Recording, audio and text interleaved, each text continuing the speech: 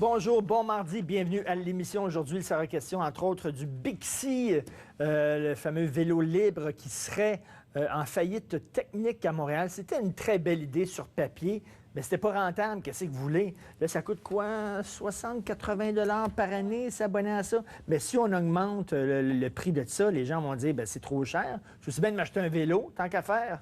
Puis là, donc, économiquement, c'est peut-être pas une aussi bonne idée que ça avait l'air sur papier. On va en parler. Et il y a plein de sujets qui tournent autour de la charte, et non la chartre, comme j'ai entendu l'autre jour. La charte, plein de sujets, vous allez voir, plein de sujets connexes, dont cette histoire hallucinante, savoureuse à la limite, du terroriste là, qui avait été arrêté pour pouvoir... Il voulait faire exploser un train dans le couloir Toronto-New York.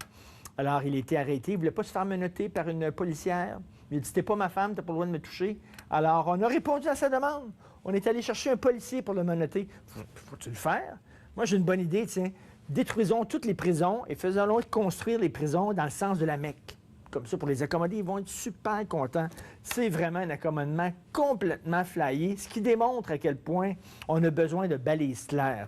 Donc, pour parler de tous ces sujets-là, il y a bien sûr vos commentaires qu'on attend et nos panélistes de la journée, Joanne Marcotte, qui est dans nos studios à Québec. Salut, Joanne! Salut, Richard! Régent Parent, qui est ici à Montréal. Bonjour, M. Parent! Bonjour, Richard. Alors là, je pense que le feu va pogner parce que quand on parle charte, je ne peux imaginer deux personnes aussi opposées que Joanne Marcotte et Régent Parent.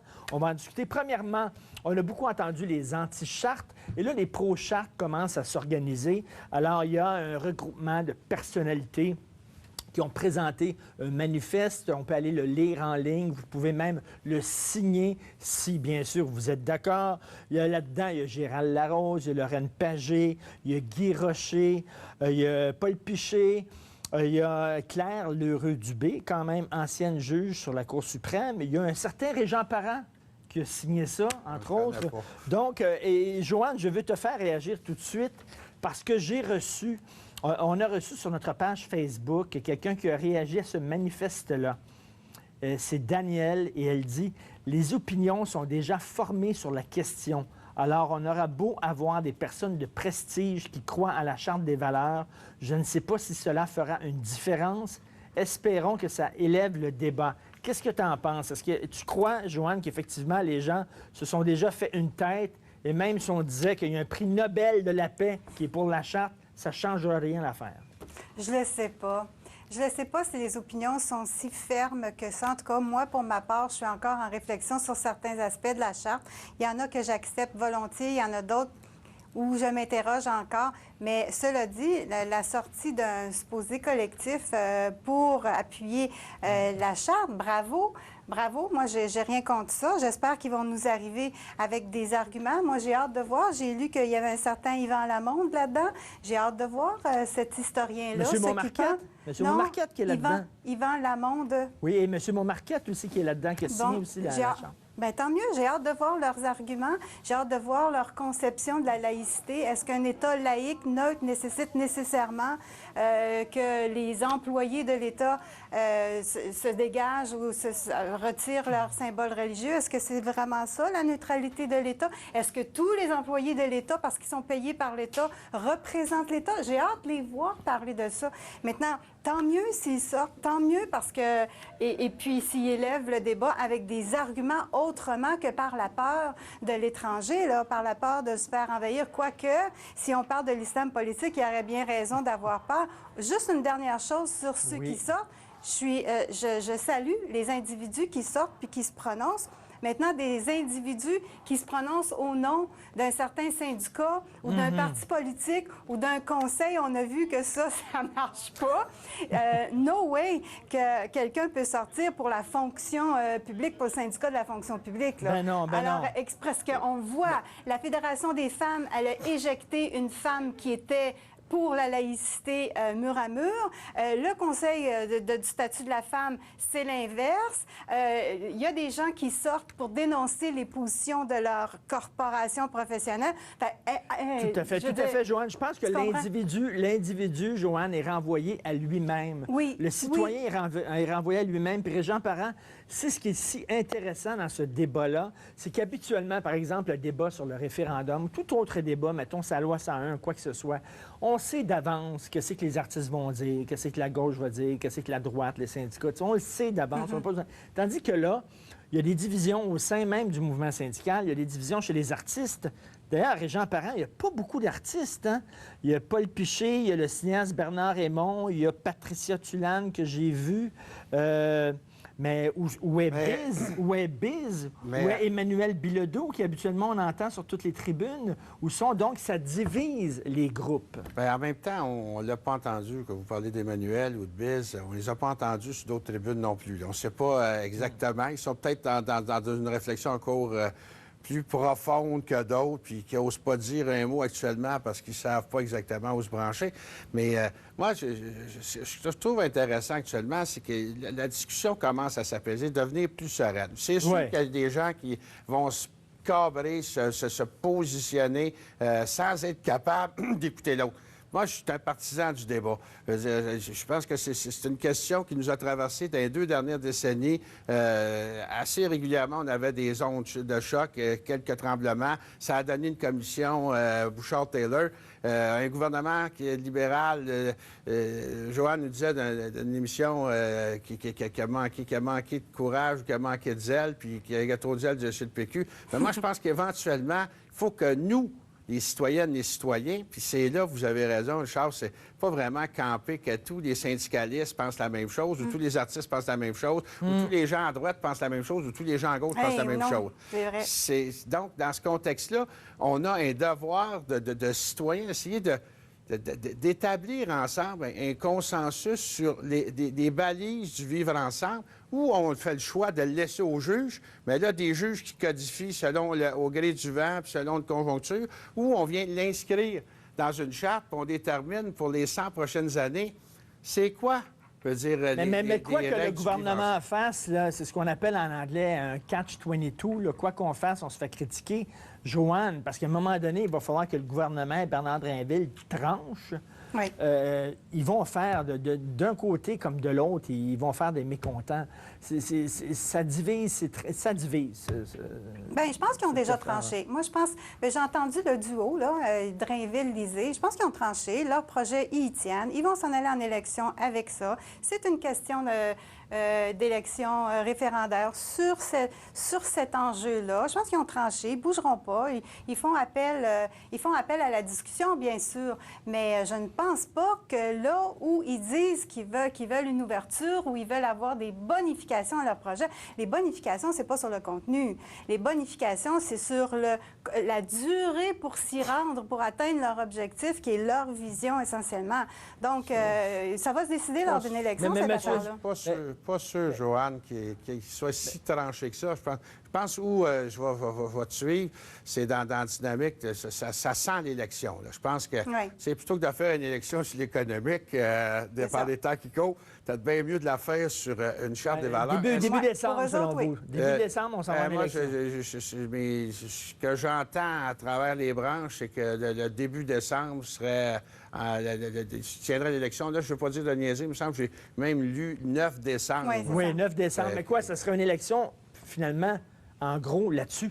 Ben, Comme au printemps, il y avait eu une élection sur la crise étudiante. C'est quasiment une élection référendaire. C'est un peu le dossier de l'heure. Dans le moment, la charte, on voit à quel point... il reste que ça doit répondre à quelque chose, puis qu'il y ait autant de monde qui se mobilise l'attention. Moi, je pense qu'il faut être capable d'avoir des grandes oreilles, d'être capable de bouger. Je ne suis pas sûr que M. Drainville ou M. Lisée n'ont pas encore quelques souplesses dans leur arsenal, si je peux m'exprimer ainsi. Mais en même temps, Richard, quand vous dites que c'est un débat qui divise, c'est vrai que ça a l'air très diviseur dans le moment. C'est pas un débat facile. Mais j'écoutais ce matin, lors de la conférence de presse du Rassemblement pour la laïcité, Guy Rocher, sociologue réputé québécois qui était là, je veux dire, dans la Révolution tranquille, la commission Parent, qui nous rappelait tout ce qu'il y a eu de discussion autour de la loi 101 par rapport à la Charte de la langue française, à quel point il y avait des tensions, à quel point, finalement, à l'époque, un gouvernement, graduellement, je veux dire, a été en mesure de faire adopter une loi par une assemblée. Puis je dirais que si on regarde les réactions par rapport au projet de loi 14 de Mme de Courcy il y a quelques mois, bien, il y a presque unanimité au Québec pour dire, bien, touchez pas à ça, là. Fait qu'une loi qui était honnie, décriée il y a 20 ans, 25 ans, aujourd'hui, l'issue, c'est que a fait comme un équilibre dans la société québécoise et je pense que c'est ça qu'on va voir. OK, après la pause, on va faire un exercice, Joanne et Régent. On va essayer de faire le projet de loi marcotte par an.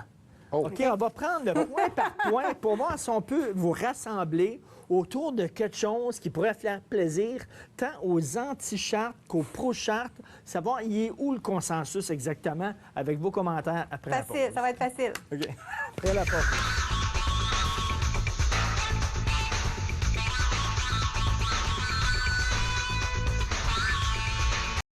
Sur les images, ça, c'est la manif pro-charte.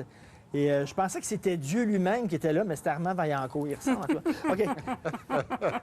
C'est un gag de mon ami Guy Perkins de Québec, ça. Alors, bon, OK. Alors, la charte marcotte par an. OK? On va essayer de voir si on peut réunir deux personnes qui, je pense, sont quand même assez différents. Premier bloc de la charte proposée. Toute demande d'accommodement doit passer 4 tests. Donc, il faut vérifier si ça respecte l'égalité homme-femme, si ça ne coûte pas trop cher, etc., avant d'être accepté. Est-ce que, Joanne, tu es pour ça? Oui. Je suis pour Bing, ça, puis je suis pour that's it. ça, puis avec un annexe, avec des exemples pour avoir des consignes, pour avoir un encadrement, des règles claires qui puissent guider les administrateurs de l'État. Mais je suis pour aussi que ça s'applique partout au Québec, alors que la Charte, elle ne s'applique pas partout au Québec, elle s'applique seulement dans le secteur public. OK, donc partout, mais Par c'est-à-dire... exemple, moi, je ne veux pas badrer un entrepreneur privé avec des demandes qui lui coûtent très cher puis qui se voit vraiment menacé d'être poursuivi parce qu'il n'y a pas l'argent Cela dit, de répondre à une demande. Cela dit, Joanne, si tu es propriétaire d'une cabane à sucre, puis il y a une gang de musulmans qui arrivent et qui ne veulent pas de part, si toi, tu dis, ben, c'est correct, on va faire de l'argent avec eux autres, c'est de tes affaires. Je peux. Mais si j'ai des faire ça. employés, je ne voudrais pas que les employés puissent poursuivre un employeur parce que tout à coup, ils jugent qu'ils ont besoin de telle affaire, puis que l'employeur, lui, il n'y a pas de sous pour s'offrir ça, comprends-tu? Ça, c'est pas couvert par la Charte, là. OK, parfait. Bon point, Régent. Bien, moi, je suis tout à fait d'accord avec Joanne, hein, c'est à noter. Tout à fait d'accord avec d'établir les balises. L'élément que je distinguais, je ne suis pas certain. Dans la proposition, quand on parle des signes ostentatoires, on parle d'une application pour le personnel de l'État. Mais ça, c'est une autre affaire, là. Mais pour ce qui est des balises, à mon avis, ça s'applique pour le privé, Joanne. Je suis pas sûre. Ben, Je suis pas sûre. C'est-à-dire les J'entends les deux quatre choses. tests, là, les quatre tests. Les quatre tests. On parle d'accommodement raisonnable. Et la notion d'accommodement raisonnable ne s'appliquait pas strictement dans les institutions publiques. Ça pouvait être vrai aussi pour... Ouais, j'ai en tout cas, entendu les deux. Je ben, serais ça pas sera sûre. vérifié, OK, mais moi, preuve. j'irais aussi loin que... OK, mais déjà, Régent et Joanne, déjà, c'est la preuve que c'est pas clair dans l'esprit des gens, même pas dans le nôtre. Là. Premier bloc, est-ce que ça s'adresse au privé ou seulement aux fonctionnaires? Mais en tout cas, bref, on s'entend qu'une demande d'accommodement doit passer 4 tests avant d'être acceptée. Oui. Tout le monde, OK, on a la cote par an public, là-dessus. privé. Autre chose maintenant, l'interdiction des signes ostentatoires. Là, on parle de signes ostentatoires très visibles, pas la petite croix, etc. Chez les fonctionnaires en position d'autorité, Nomme-les, Joanne. nomme-les, nomme-les. OK, on va y aller un par un. Juge, Oui, on interdit. oui, Régent, Oui, on interdit. Policier, oui, oui, juge, policier, ça fait 2. OK, gardien de prison, oui. oui. ça fait 3. Prof. Ouf. Oui. Là, c'est là que je réfléchis, moi. OK. C'est là que je réfléchis parce que c'est pas une question de charte. C'est une question, pour moi, la valeur de l'éducation d'un enfant, ça repose d'abord et avant tout, l'éducation religieuse, ça repose sur les épaules d'un parent. Et on a déconfessionnalisé nos écoles. J'aime pas qu'on retourne des symboles religieux dans nos écoles alors qu'on le fait. Donc, tu serais pour l'interdiction. Je parle pas des institutions d'enseignement collégiaux, universitaires. Ce sont des adultes. Mais pour les écoles primaires et secondaires, personnellement, si on a déconfessionnalisé les écoles, si vraiment on a sorti la religion des écoles, je vois mal qu'une civilisation extérieure à notre patrimoine là, vienne réintroduire ça par la bande. Donc, dis-le clairement, Fait que Joanne, je t'es pour réfléchis, l'interdiction. Je réfléchis. T'es Je pour réfléchis, l'interdiction. mais je penche sur l'interdiction Parce que je crois que ça repose sur les épaules d'un parent, OK. cette Régent éducation Parent. religieuse. Régent. Moi, définitivement, là, je dis que la laïcité ne peut pas juste s'incarner dans l'institution. L'État est neutre, mais tout son personnel, transporte de façon ostentatoire sa religion. Donc, dans le contexte, si on regarde les enseignantes, les enseignants, c'est en direct avec des enfants, avec des étudiants, des élèves. Moi, je vais plus loin que Joanne, dans le sens où je le transporterais collégial puis universitaire, mais je la rejoins, là, quand je dis je la rejoins, moi, je suis même pas à réfléchir. L'interdiction de signes ostentatoires au niveau commission scolaire, ça m'apparaît... OK, mais challengeons ça pour 2 secondes, là. OK, on va faire ça pour les écoles publiques. Est-ce qu'il y a quelque chose pour empêcher qu'il y ait un foisonnement d'écoles islamistes? Non, hein? Est-ce qu'on va permettre qu'il y ait des pays arabes qui viennent subventionner, parce qu'ils en ont de l'argent, là, l'Arabie saoudite, qui viennent subventionner des écoles islamistes au Québec, puis là-dessus, on n'aurait aucune prise? Puis là, t'auras pas, Joanne, qu'il y a un exode de ces étudiants-là qui sont dans les écoles privées, qui s'en allent dans des écoles publiques, qui s'en allent dans des écoles privées à vocation religieuse. Puis là, ça pilule comme des champignons. Bien, pas juste que j'aurais peur, c'est que on règle quoi avec ça? Est-ce qu'on a réglé le problème de se prémunir contre des civilisations qui viennent ébranler nos valeurs fondamentales de liberté, d'égalité, etc.? Joanne, est-ce que tu irais jusqu'à l'interdiction de port ostentatoire religieux, même dans les écoles privées? Bien, je peux pas faire ça. Je peux pas faire ça. Régent, on ne peut pas empêcher la construction ou l'ouverture d'écoles à vocation religieuse. La solution, c'est de ne pas les recevoir carrément. Je comprends pas que le terroriste il soit ici au Canada. Là. Je ne comprends pas. Qu'est-ce qui arrive avec ça? Moi, regardez, je pense que tous les musulmans ne sont pas des terroristes. Fait qu'il faut avoir une certaine prudence quand même. Je comprends. Mais Régent, moi, sur où j'en l'histoire suis, c'est qu'actuellement, puis c'est là que je dis par rapport au projet, les propositions qui sont portées par le gouvernement, on n'a pas interrogé toute la question de subvention à des écoles privées qui sont carrément des projets qui reposent sur un projet... le projet éducatif repose sur un projet religieux. C'est ça. Donc, de ce côté-là, il y a une zone où moi aussi, je suis en réflexion. Qu'est-ce qu'on devrait faire? C'est sûr que c'est pas de ghettoiser, de dire, tu vas pas à l'école publique, puis tu vas aller dans une école privée musulmane, juive, ou d'une autre appartenance. Donc, moi, je pense qu'éventuellement, le gouvernement devra se pencher sur la question de subvention à des établissements qui sont fondés sur un projet religieux. Si tu veux incarner la laïcité de l'État, tu peux pas aller... Surtout l'islam politique. L'islam politique, parce que c'est de ça qu'on parle. Les écoles juives, le gouvernement, je pense qu'il y a bien des gens qui s'entendent là-dessus. Le gouvernement ne devrait pas financer des écoles à vocation religieuse. Et la majorité, c'est catholique, soit dit en passant. Autre chose, les éducateurs, éducatrices de garderie. Irais-tu jusque-là, toi? Moi, Joanne? personnellement, ça, c'est le choix du parent. C'est le choix du parent. Ouais. Il y a des garderies, il peut envoyer son enfant là où il veut. Si l'éducatrice porte un voile puis ça ne l'offusque pas, c'est son choix. Régent Parent? Parce que pour moi, ça appartient pas à l'État, ça, là. Les CPS? Non. Non, c'est pas parce qu'on a nationalisé les éducatrices que c'est un service public puis que la gardienne, elle représente l'État, là. Commande, là. Tu sais, à ce compte-là, le concierge dans une école publique représente l'État. Non. Ça, c'est un service vraiment qu'on a nationalisé. Puis parce qu'on nationalise tout au Québec, on se fait à croire que ce monde-là représente l'État. C'est pas le cas, là. Encore là, moi, personnellement, je pense qu'on devrait l'interdire également aux intervenantes en service de garde, que ce soit en milieu familial ou en installation ou dans les établissements scolaires. Parce que là, on parle de la petite enfance, mais il y a aussi des services de garde en milieu scolaire. Il faut s'en rappeler. Et moi, c'est dans le contexte, pendant où là aussi, moi, je suis en réflexion, puis les arguments, Joanne, m'interpellent sur un certain aspect, c'est que le service est subventionné et financé public, on s'entend, avec une très faible partie de contribution parentale, mais on n'en a pas fait un réseau public.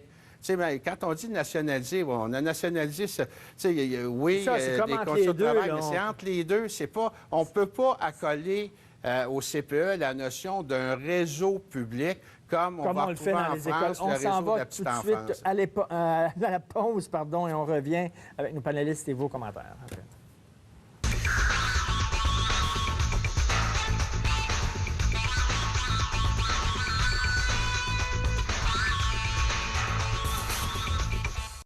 Et dernier petit point, le petit fonctionnaire, lui, dans le 3e sous-sol d'un ministère quelconque, est-ce qu'on devrait lui interdire de porter des signes ostentatoires, Joanne? Je pense que tu vas dire non. Non, puis pas plus pour le médecin, pas plus pour le professeur au collège, aux universités, pas plus pour n'importe quel autre fonctionnaire. Et l'infirmière non plus? Non. Parce qu'il fait affaire avec des adultes. Régent. Moi, j'ai plutôt tendance à dire oui, mais en même temps, puis là, il faut distinguer, parce que vous avez introduit la question, Richard, en disant le fonctionnaire qui est quasi caché dans un bureau que personne ne voit. Puis après ça, Joanne a ouvert sur les hôpitaux, les universités, les collèges. Moi, s'il y a là où j'ai un espace peut-être de réflexion en termes de dire le fonctionnaire ou l'employé de l'État à un niveau ou à un autre, que ce soit par rapport à une société d'État, que ce soit par rapport à une institution publique ou directement de l'État, qui n'est pas en relation directe avec la population, dans le fond, l'interdiction de signes ostentatoires, de port de signes ostentatoires, c'est dans un contexte, je veux dire, d'apparence de neutralité pour la population que tu desserres. Mais quand tu n'es pas à desservir directement la population, moi, j'aurais un certain jeu là-dessus. Mais en même temps, est-ce que ça va devenir administrativement une entrave, puis de déterminer lequel est lequel, puis lui, il sert une fois de temps en temps. Là, quand il est dans son bureau en arrière, puis qu'il n'y a là, pas... il peut le mettre, mais là, soudainement, il a besoin de lui avant au comptoir, il va l'enlever. Mon inclinaison est plutôt à dire que tout le monde. Que tu es représentant, tu travailles pour l'État, regarde, pendant tes heures de travail. Maintenant, il y a une chose, Joanne et Régent, parents, la preuve qu'on a besoin de balises, puis qu'on ne sait plus, puis qu'on a perdu le Nord. Cette histoire de terroriste là, qui a été arrêté, il a voulu faire exploser un train entre Toronto et New York. On l'arrête, c'est une femme qui veut passer menottes, il veut pas, il dit « T'es pas ma femme, t'as pas le droit de me toucher ». Ben, tabarnouche! On a dit à la femme, à l'agente policière, pensez pas à une menotte, on va aller chercher un policier. Ah, aucun Joanne, sens. c'est-tu débile, ça? Aucun sens. Moi, je suis tannée à part de ça du mot déraisonnable puis raisonnable. C'est inacceptable. C'est même pas dans le scope du raisonnable, déraisonnable, comprends-tu? C'est inacceptable. Vraiment, est-ce qu'on ne se rend pas compte de la fragilité de notre régime ou de nos valeurs fondamentales quand on accepte de tels comportements? C'est fou, braque. Alors oui, on a besoin de balises et tout, mais la deuxième chose qui me vient à l'esprit quand j'entends des choses comme ça, c'est comment est-ce que ça se fait? Comment on fait pour accueillir des gens qui ont ce potentiel-là, d'ébranler notre structure sociale puis nos valeurs comme ça? Je comprends pas. Oui, il y a quelque chose qui marche pas, Joanne, là. on peut pas le savoir avant qu'ils viennent, ces gens-là. On peut pas leur passer un détecteur de mensonges. On peut pas... Il n'y a pas un test pour savoir si quelqu'un est vraiment un extrémiste ou pas, là. Bien, je ne sais pas. Peut-être qu'il y a des façons de, je sais pas, un engagement de vérifier si ces gens-là acceptent les valeurs occidentales. Est-ce qu'ils ont seulement le potentiel de s'intégrer dans une société occidentale, d'égalité homme-femme, liberté d'opinion, etc.? Tu sais, je peux pas croire qu'on n'est pas capable de vérifier ça. Ces gens-là, Joanne, quand ils viennent au Canada, ils doivent signer une déclaration qui adhère aux valeurs. Et on force est de constater dans le moment que les valeurs sont devenues floues. C'est bien beau la multidentité. Mais qu'est-ce que ça donne, Régent, cette affaire-là? Oui, j'adhère aux valeurs, puis ils viennent ici, puis ils s'en foutent totalement. Parce que les valises... Parce que là, on parle de criminels. Là. Dans le cas qui nous préoccupe, quand on parle de cet attentat ou de cette tentative d'attentat terroriste, on parle de criminels. C'est de façon générale, je veux dire, les musulmans qui viennent au Canada, au même titre que d'autres immigrations provenant d'autres parties du monde, les gens, c'est pas des criminels. Ils partent d'un pays parce que pour différentes considérations, souvent socio-économiques. Et dans le contexte, je veux dire, quand des fois, ils peuvent devenir terroristes ici. Oui, ils peuvent le devenir, mais ils essaient de transporter des fois, je veux dire, leurs valeurs, leur identité, leurs propres croyances. Et là, comme on a laissé des choses aller pendant plusieurs décennies. Mais il y a quand même besoin de resserrer les rangs aujourd'hui et de dire, bien, c'est quoi? Il y a des questions, c'est drôle, hein? Il y a une vingtaine d'années, il y avait un débat autour de l'excision, à savoir des communautés africaines. Les gens disaient, bien, chez nous, c'est d'un rite. Il n'y a pas personne au Québec qui va dire, oh, bien, écoutez, il faudrait respecter la liberté fondamentale de l'Africain qui veut exciser faire exciser sa là, fille, concernant l'histoire du terrorisme, sur notre page Facebook, Valérie Sylvain dit, pour éviter que ce gars-là soit humilié, qu'une femme lui passe les menottes, on a doublement humilié une femme parce qu'elle est une femme et aussi comme professionnelle. C'est totalement inacceptable. C'est ça. Lui, il ne voulait pas se faire humilier. Alors, on va humilier la policière pour que toi, tu te sentes correct. Oui, c'est ça. C'est complètement débile. Marc-André Gagnon dit, en plus, cet homme se croit au-dessus de nos valeurs de base. Il ne reconnaît pas la justice canadienne, puis on se plie à ses demandes. Je pense qu'on est... on est perdu. On est porte-molle certaines fois. Oui. Oui, mais je reviens sur l'immigration. Je peux paraître peut-être vraiment bizarre, mais je reviens là-dessus. Je pense que quand on est rendu à... On a deux choix, hein? Soit qu'on règle le problème, on fait de la prévention ou on fait l'inverse. En matière de prévention, là, est-ce qu'on est si sûr de ça, de la force, puis est-ce qu'on ne sait pas combien fragiles nos valeurs fondamentales sont? Est-ce que c'est ça un peu que je reproche peut-être aux laïcs ouverts à l'extrême, là, cette espèce de naïveté-là. Là. Est-ce qu'on ne réalise pas la fragilité de nos valeurs fondamentales? Regardez ce qui se passe en Belgique, par exemple. À partir du moment où ils ont un nombre, où ils sont un nombre suffisant pour s'intégrer dans... puis pour s'accaparer le système démocratique dont ils bénéficient, ils arrivent, ces gens-là, avec des nouvelles lois, des changements de mœurs, toutes sortes de trucs qui viennent à l'encontre de nos... Et toi, Joanne, tu dis, c'est pas parce qu'on leur empêche de porter le voile de 9 à 5 qu'on va Pour moi, ça n'a rien à voir. Ça n'a rien à voir. Empêcher cette invasion islamiste-là. Pour moi, là, c'est un débat de façade, le voile. C'est pas ça le problème. Je pense, comme probablement un bon nombre de Québécois, que le problème de fond, c'est cette civilisation-là qui commence à s'immiscer un peu partout en Occident, puis qui fait mal. Regardez juste à Québec, présentement, il y a un journal de Québec qui se fait poursuivre par un couple de Libanais parce qu'il y a un photographe de ce journal-là qui a pris la photo d'une femme qui était en burqa, là, complètement recouverte des pieds à la tête, et puis ils se font poursuivre. Qu'est-ce que c'est ça? C'est ça, liberté de presse, liberté d'opinion, s'il vous plaît, là, moi, je pense que dans une société occidentale comme celle du Québec, dans un monde où, je veux dire, la mobilité est très grande, dans un pays où on compte sur l'immigration pour compenser jusqu'à un certain point de fléchissement démographique, c'est d'autant plus important d'établir clairement les règles puis les balises du vivre ensemble. À partir du moment où on les établit pas, où on laisse aller, où on prône le multiculturalisme, puis chacun arrive, puis s'installera, je veux dire, dans son coin de quartier, puis avec... à ce moment-là, on crée justement cette tour de Babel dans laquelle on est confronté actuellement. C'est pour ça, moi, je ne dis pas qu'il faut fermer la porte à l'immigration. Je dis tout simplement, donnons-nous comme nation, comme citoyen ou comme citoyen de la province de Québec, je dis, c'est quoi nos règles communes? Je dis pas fermer la porte à l'immigration, là. C'est pas ça que je dis, là. Je dis qu'il faudrait plus...